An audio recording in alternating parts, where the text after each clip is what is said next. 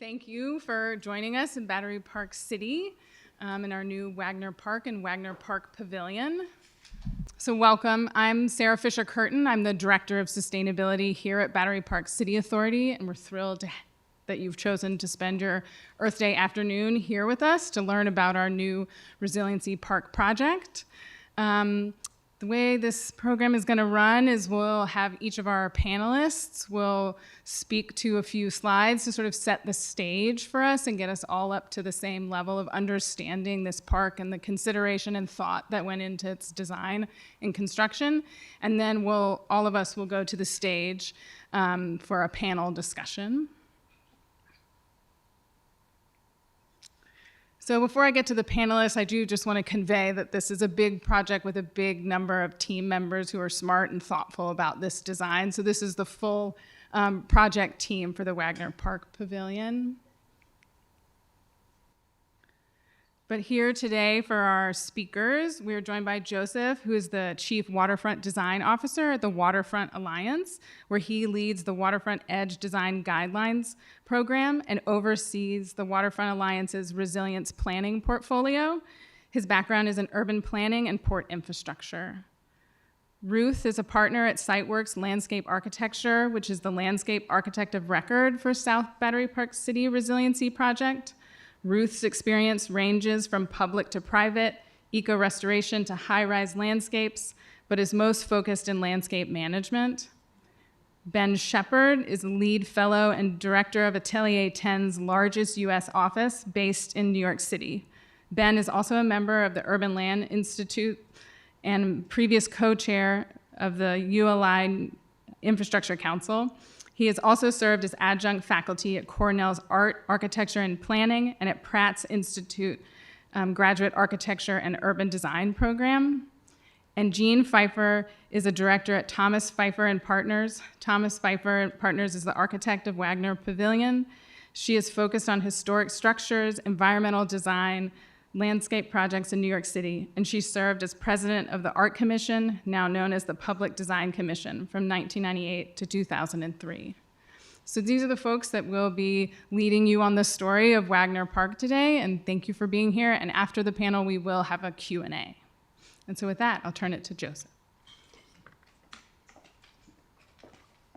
All right, thank you, Sarah. And again, happy Earth Day, everybody. It's delightful to see this many people in the room, and a brand new room, a very exciting space to be in. As Sarah said, I'm Joseph Sutkowi. I'm the Chief Waterfront Design Officer at Waterfront Alliance. I lead our WEDGE program, our Waterfront Edge Design Guidelines, which we'll talk a little bit about here, and then we'll talk through both what that program is and then how this site actually earned the verification or certification through that program. For those who aren't familiar with Waterfront Alliance, we are a regional organization that is all about bringing together the people and programs and projects that work along our waterfront. So Waterfront Alliance started 20 years ago with a survey commissioned by a couple foundations who recognized, hey, there's a lot of change happening on our waterfront. So they commissioned a small team to just go see what's happening, and then the Manhattan waterfront expanded to Brooklyn. And those guys came back and said, you know, we really need to put everybody in a room together. We need to, and they hosted the first waterfront conference. 20 years later, we still host that conference right next door at the Museum of Jewish Heritage. Are doing that coming up on May 19th. Tickets still available. I see my boss in the room, so I'm going to say tickets still available, waterfrontalliance.org. And that kind of ethos of let's bring together the people that work on the waterfront, and that's everyone from the ports and maritime industries, park space, residential, the climate infrastructure side, the recreational kayak side. There are competing interests on the waterfront. There's also so much opportunity for us to do great things together and create really incredible public spaces like you're going to see today. And through all of that, Waterfront Alliance, and then particularly the WEDGE program, WEDGE, Waterfront Edge Design Guidelines, I'll say that a couple times. We are looking at sites through three primary principles, and that's resilience on the site, ecology on the site, and then access on the site. And those can be pretty broadly defined. We are thinking not just about climate resilience, but economic resilience. We're thinking about not just access from a public perspective, but is there workforce access and vessel access, a really broad definition of all of these. But these are what are really central to the waterfront edge design guidelines. For those who are familiar with like the LEED rating system, you can think of Wedge as like that, but for the waterfront. And this is one of the largest sites in the country that's actually earned that verification. And that's why we're starting out the conversation there as a way to kind of set the table for the discussion with the actual design teams who worked on this project. Wedge is a very difficult rating system to achieve, and this team did that. So we're looking at everything from, how are you incorporating emergency preparedness and flood protection to, are you listening in the community engagement processes to, are you using native plants that are going to support pollinators and birds on the site? And Wedge is a national program. It started here in New York, but it is national now. And so if we come down from the national level to kind of the regional level, the community level, the site is part of the Lower Manhattan Coastal Resilience Program, or what's known more commonly as the Big U.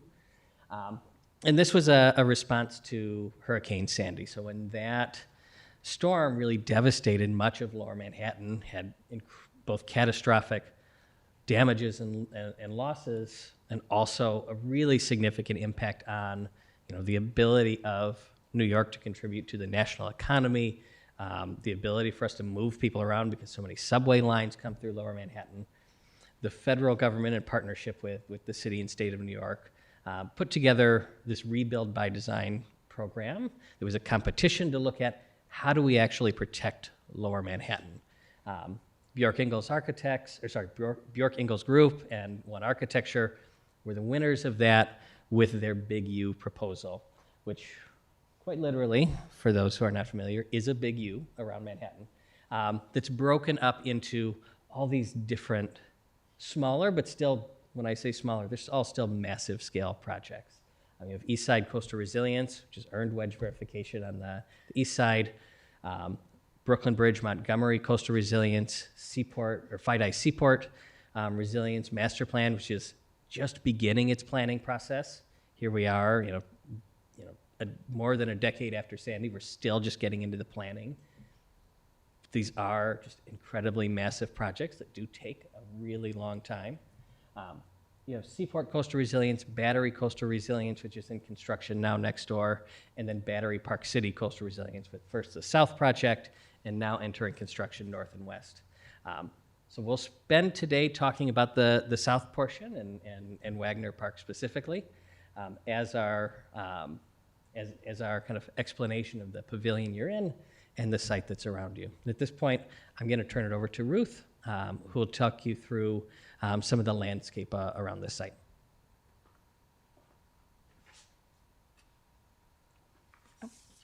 Thank you, Joseph. Thank you, Sarah. So I'm Ruth Nervig. I'm from SiteWorks Landscape Architecture. I am the landscape architect of record. So my firm did not come up with the big idea, but we executed that big idea, which was done by ACOM. And we did the planting design as well. So here we have an aerial view of the pre-construction landscape here. South Battery Park Coastal Resiliency Project is composed of these four major landscape typologies. Starting from the north, we have the Museum of Jewish Heritage and First Place. Then outside, what we're looking at here is Wagner Park. Down to the southeast, we have the Pire Plaza, and then the Battery Bikeway. This is where the construction timeline stands right now. Everything in green on this plan has already been constructed and is open to the public. Everything in purple will be opening this summer. So this is an incredibly complex site for maintaining a single flood defense alignment because of the competing interests, the landscape typologies that I just kind of quickly briefed over, and existing elevations. So we selected four main solutions of flood defense. Starting from the southeast at the Battery Bikeway, we designed a berm to blend in with the landscape. This is where the design flood elevation could be at its lowest because it's farthest from the shoreline. Moving along the street, we meet Pier A Plaza, which was the lowest elevation in Manhattan. So here, rather than filling the site with really tall walls, we introduced a combination of sculptural walls and flip-up deployable barriers. Here, Wagner Park could be raised in conjunction with a new pavilion building and still maintain the beautiful views from the park out to the harbor and the Statue of Liberty. But the Museum of Jewish Heritage to the north had a set elevation that we built around. So I'll show each of these different flood resistant or flood mitigation tools in the upcoming slides. Back in 2018, the design flood elevation was set at 18.5. And this elevation was set by layering the 2050's 100-year storm with sea level rise and wave action. This section illustrates how we expect gardens to flood on the wet side, but the landscape becomes more protected at the lawn, and I'll show how that became more of a planting strategy later. This elevated park right out here conceals a sheet pile buried below the landscape that maintains the 18.5 datum. That datum emerges above ground on the north and south side of Wagner Park, where you see the red outlines in this image right here. In this photo during construction, you can see the exposed flood wall flanking the northern end of Wagner Park, where that datum follows the raised landscape. And a similar condition you can see actually on the other side, on the south side of the park right now, when the flood wall is kind of rising out of the landscape.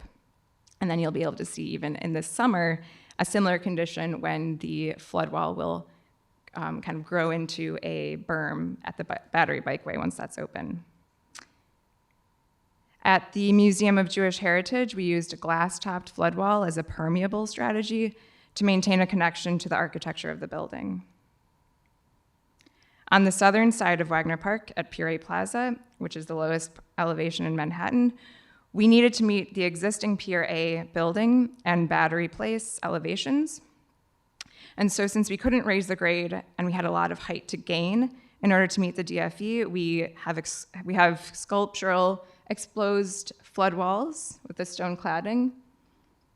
And between those flood walls, we have flip gates that blend into the pavement in their typical condition. So this is a picture from Museum of Jewish Heritage, but it's a similar kind of a situation that we'll have at Pier A Plaza. So when they're raised, they can be raised up.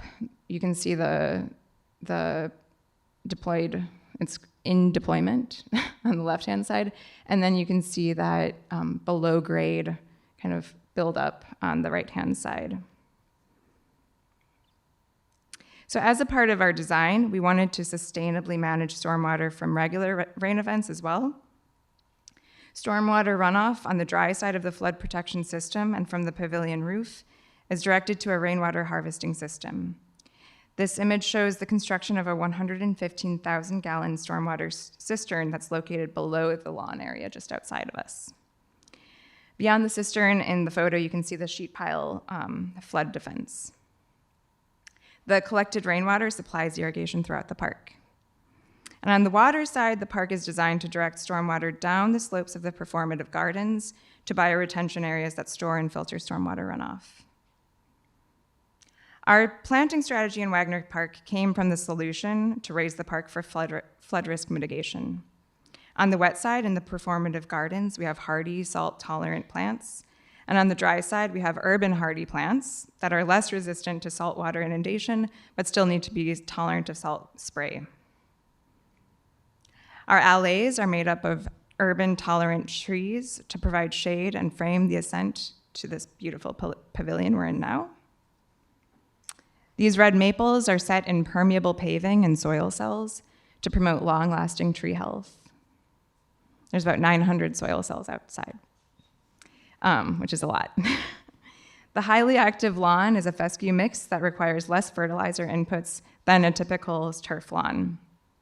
And here we have subsurface irrigation to reduce watering quantity and to allow for rainwater reuse. Our trees are positioned for shade and to frame views from here out to the harbor.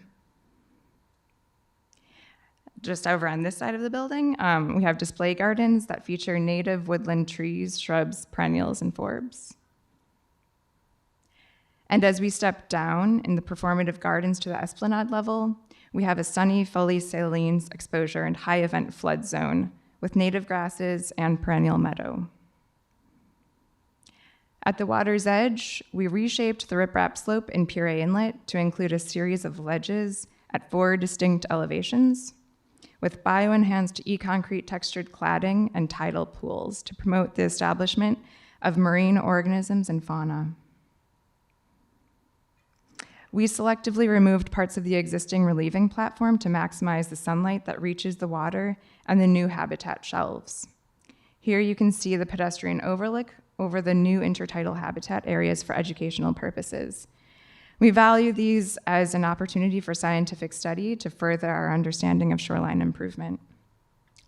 And now Ben will bring us back on land to discuss the building's sustainability achievements. We selectively removed parts of the existing relieving platform to maximize the sunlight that reaches the water and the new habitat shelves. Here you can see the pedestrian overlook over the new intertidal habitat areas for educational purposes. We value these as an opportunity for scientific study to further our understanding of shoreline improvement.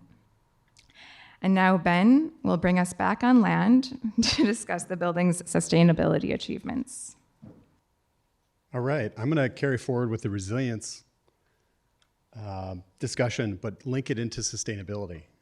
Resilience and sustainability are very much interlinked. Shocks that we see from a Superstorm Sandy, the stressors of climate change, sea level rise, changing pests associated with long-term climate change, and that we have to resilient terms bounce back from or deal with, are intimately linked to sustainability. The strategies that we do for durability, strategies we do for high performance, for energy conservation, for water conservation, can all help us in the everyday and feed into sustainability. So really thinking about that adaptation over time, especially now as we're locked into somewhere beyond 1.5 degrees C moving forward. And 2030 is 4 years away now. So would have been great to start on a lot of these issues 20, 30 years before, but we are where we are.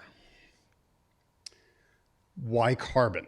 I want to talk to you about the concept of whole life carbon too. We're probably very familiar with talking about operational carbon, energy efficiency, renewable energy from whether it's offshore wind sourced or through PV panels, photovoltaic panels on a roof. All of those things can play into the operational environment. If we think about the top of the scale, business as usual, code building, code meaning that if it was done any worse, it'd be illegal, is an interesting starting point. But where we want to get to, down to zero carbon, to a very high performance building.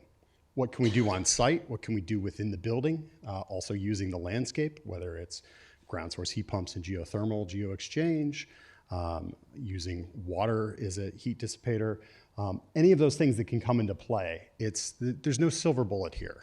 It takes a litany of strategies to really reduce that operational carbon or operational energy piece.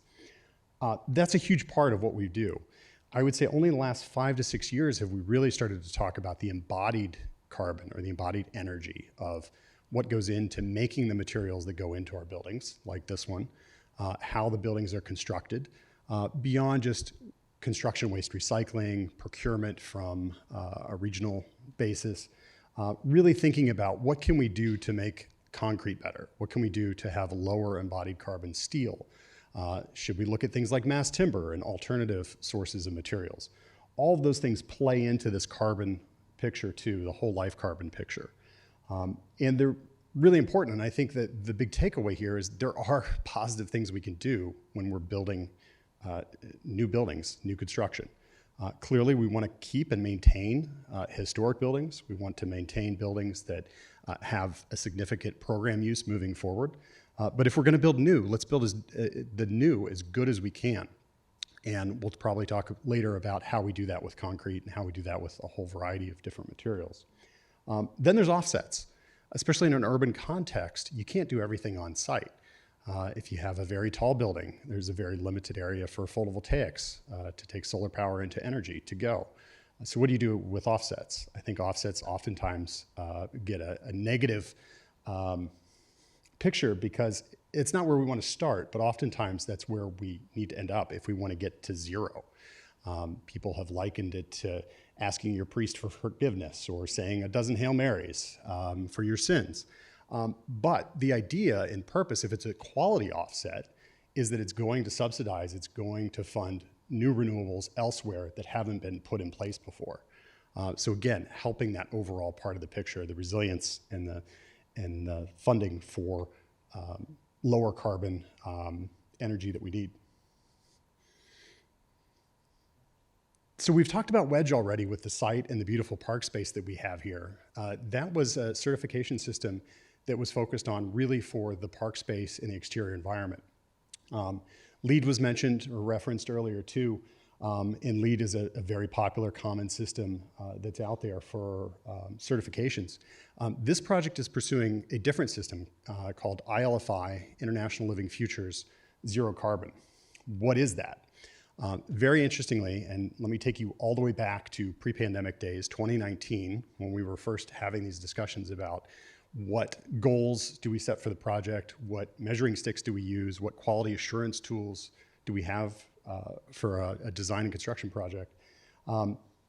We, as a team, discussed all of those systems and even some more, but landed on ILFI Zero Carbon because interestingly, it was already including embodied carbon issues, the materials I was just speaking about earlier, in the discussion. So it wasn't just operational, it wasn't just energy efficiency.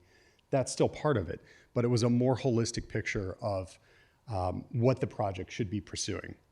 And I think having rating systems, there's a variety of rating systems out there. It's maybe like a toolbox of which one is the best fit for the project, which one is going to help guide you. It's not really a design tool, but it's a great check mark across the design and construction process. It's a North Star, if you will, to keep things in mind. Are we forgetting anything? Wedge, for instance, led to some really interesting discussions about working port, working harbor and waterfront area. What do you do for education, long-term monitoring? Bonnie's in the room.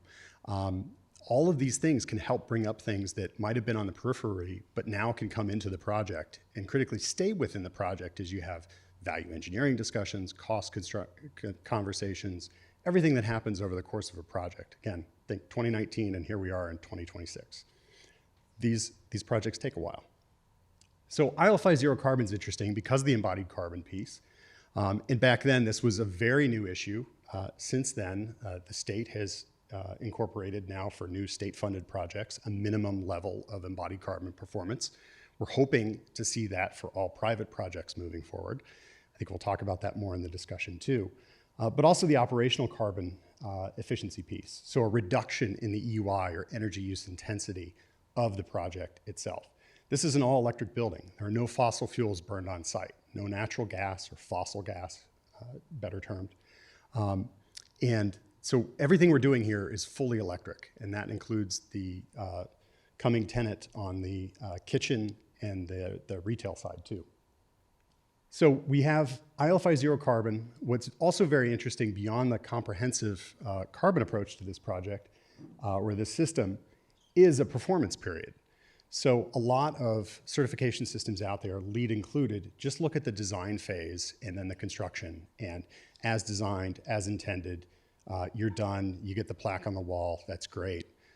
Doesn't take into account how the building is operated, how the building is run. Has there been a discussion between the design team and the operations or facilities team? You could have a wildly green design building that's operating in a very non-green or high-performance way.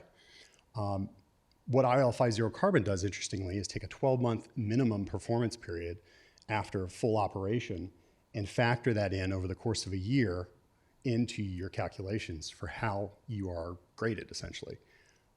So we need to show that this project is net zero over the course of 12 months, starting this fall, once our restaurant, new restaurant is here in operation and going. And that will lead to conversations with them about operations, with Better Park City, authority staff, others, and try to bridge that gap. Local Law 97 is an important part of bridging that gap for most building owners and tenants, but a lot of places there isn't anything. You don't even get a user manual to your new multi-million-dollar building. Can I open these windows? How do these lights work? Et cetera, et cetera. So just to give you a preview of coming attractions, the timeline, we have been preparing ready audit documentation now for the third-party independent reviewers of the IL5. They will be doing a review. We'll begin a 12-month performance period, and then come back and submit final documentation, as well as any retro commissioning and other operational pieces that have to be put together. So it's very exciting in that it won't just be as designed, but as in actual operation and verified. And with that, I'll turn it over to Gene to talk more about the design.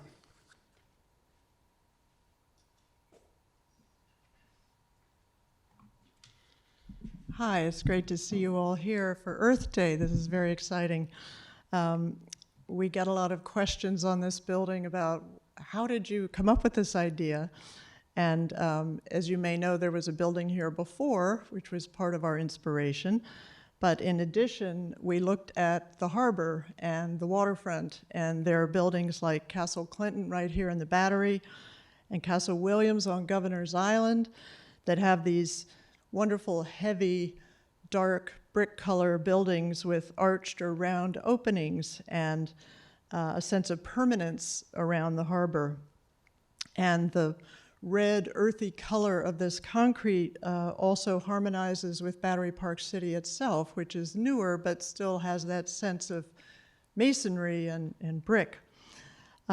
So the site plan here is very much inspired by the view to the Statue of Liberty, and also this idea of approaching the building from two alleys along the street, because I assume most of you came from Battery Place. And so we maintained that idea of approaching the building from the north and the south, but the difference is now, instead of coming into the building at grade level, you rise up this more than 10 feet, because the whole park now is built up higher. And you come into this central vaulted space back here and turn as you arrive, and you get this spectacular view to Statue of Liberty and Ellis Island, and those wonderful derricks in New Jersey. I love those for offloading things from ships. You can also, of course, approach the pavilion from the water side and come down that wonderful esplanade all the way, down the river, and then come up through all the ramps that are in the landscape. So the building is now fully accessible from both sides. And the site section illustrates, again, the fact of raising the building above the original grade. And the beauty for us of having done that for resiliency reasons is we get a whole new basement level that wasn't there before, and where there was a real need for storage for the park's operations people, and for the restaurant not to have too big a restaurant above ground, but the whole kitchen could be underground. And both those service spaces have entrances right off of Battery Place, so they don't conflict with people using the park. They can come and go with their vehicles off Battery Place and keep this level as parkland. And then also here you see our roof level now maintains those wonderful views all around the harbor. And it's now more accessible because we have 2 elevators and we have 2 stairs going up. So here are the plans, and you see here number 5 is the community room where we are now sitting. And this was a wonderful addition to the program that had not been here at all previously. And then we have the bathrooms, which are the dark area on the north and the south, one for men and one for women. And we actually created 4 more fixtures in the bathrooms, which sounds funny, but it was a huge issue at the community board meetings that people really wanted bathrooms. And we also have individual handicapped accessible bathrooms here in this room and in the restaurant. So that makes it much more functional. And then here you see these stairs, one here and one on the north, and the two elevator bulkheads here, which really anchor the building into the site nicely. You see the green roof areas here, number 2, are small compared to the size of the roof, but we really made that conscious decision that the roof should be for people to mingle and sit and enjoy the sunset. And so we did not cover the whole thing with green roof. So these elevations then, harking back to the reference earlier to forts and historic buildings around New York City, they have these arches and the portholes as you go up the stairs. And we used a custom mix of iron oxide pigments to get this color, which should in fact be very stable over time. And we think it's very rich and hopefully fits in with the site as well as we intended. So the sustainable features, there are many, and I don't have to read off every item on this diagram, but we certainly have efficient, energy-efficient mechanical systems, including heat pumps and energy recovery ventilation. And as Ben said, the whole site is free of combustion. We have low-flow indoor plumbing fixtures. We have very highly insulated glass in these large windows, the low-E coating, and the bird deterrent finish, which is Ornolux Mikado. You really don't see it, which is wonderful. You don't have those dot screens that you see on so many buildings. So we're really pleased how that turned out. We have the solar shades to further control heat gain.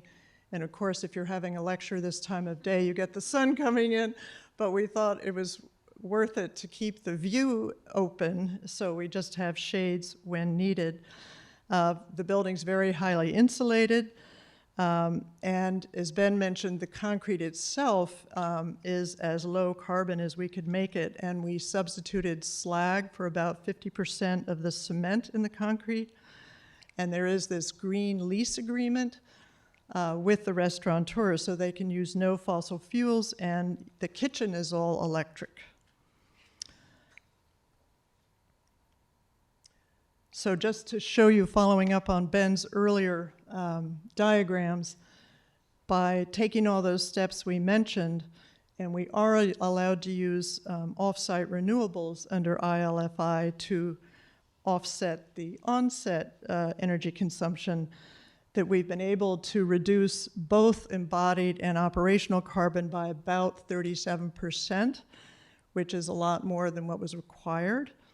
And this will be verified and fine-tuned as we go forward.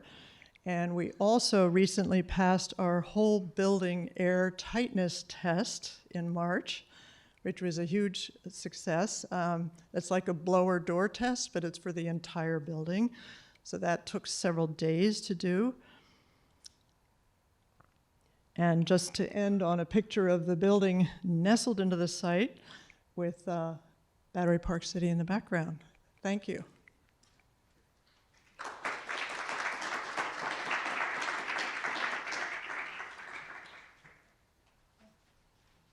So thank you for those presentations. I'll lead us through a few questions to get kind of your individual and kind of collective takes on a couple of things that we touched on in the presentations and some of the other kind of more global issues that a project like this runs into, and then we'll make sure we hold some time at the end for any audience questions as well. But I want to start us off with Pier A Inlet, and maybe I think Ruth will give you this question first, and then Sarah, maybe you want to weigh in.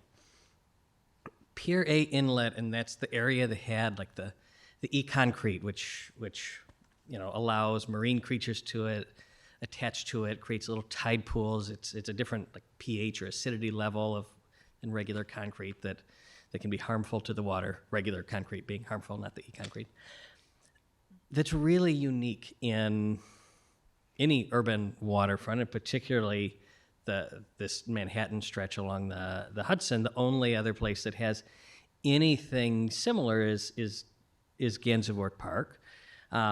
Everything that we have built in the last 50 years along this waterfront is really concrete and steel. Those add no ecological value. Those don't have, those don't bring the water's edge to life the way that Pier A Inlet does.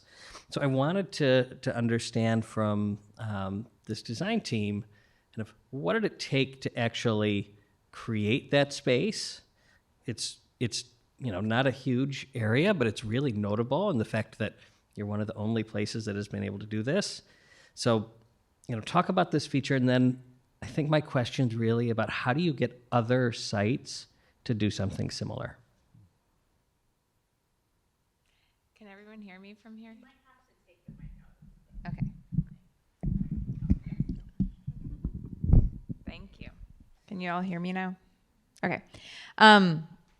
So Pier A Inlet, yes, it is complicated.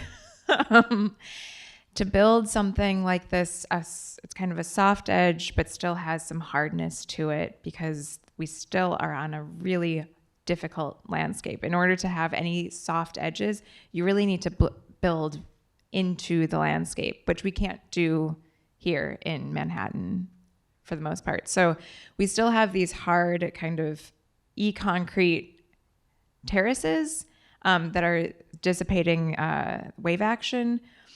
And we're trying to understand how to work with the sea level rise and still push the boundaries with what we can do with a soft landscape. So we installed different grasses that are, so if you're into landscape, you understand there's different kinds of spartina, different kinds of saltwater tolerant grasses.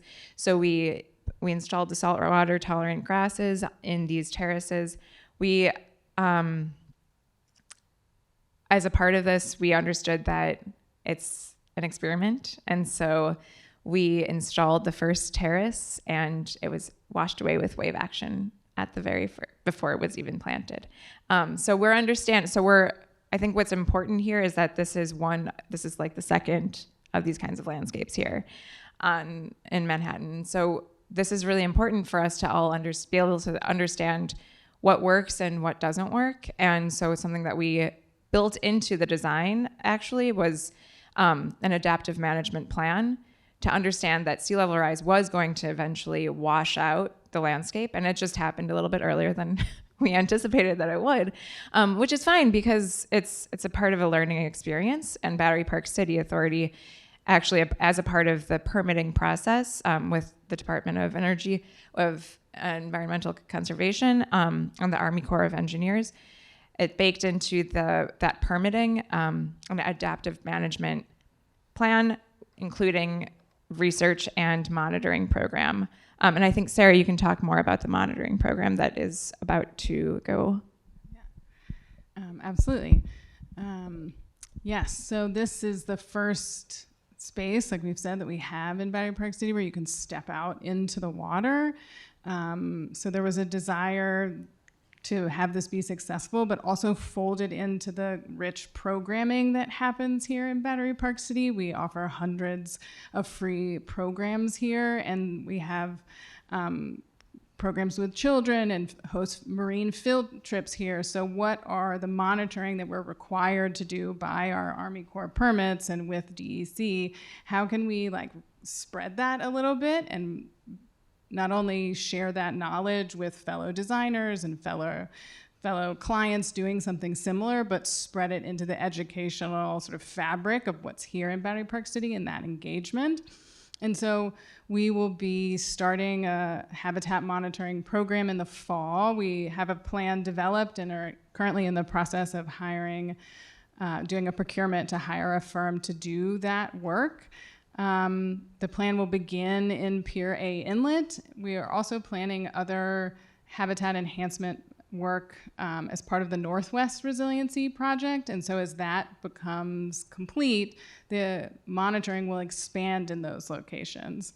And so, yes, like it's the design, it's a test. And this is the work of working in climate resiliency, is navigating that and then sharing that and being transparent. And so I think we'll be working very closely with Army Corps, the design team, and DEC to think about what changes do we make to the planting palette, what heights happen here, and hopefully we will find a solution, but also communicate that to future projects about how what we've learned here in Wagner Park City can be done elsewhere.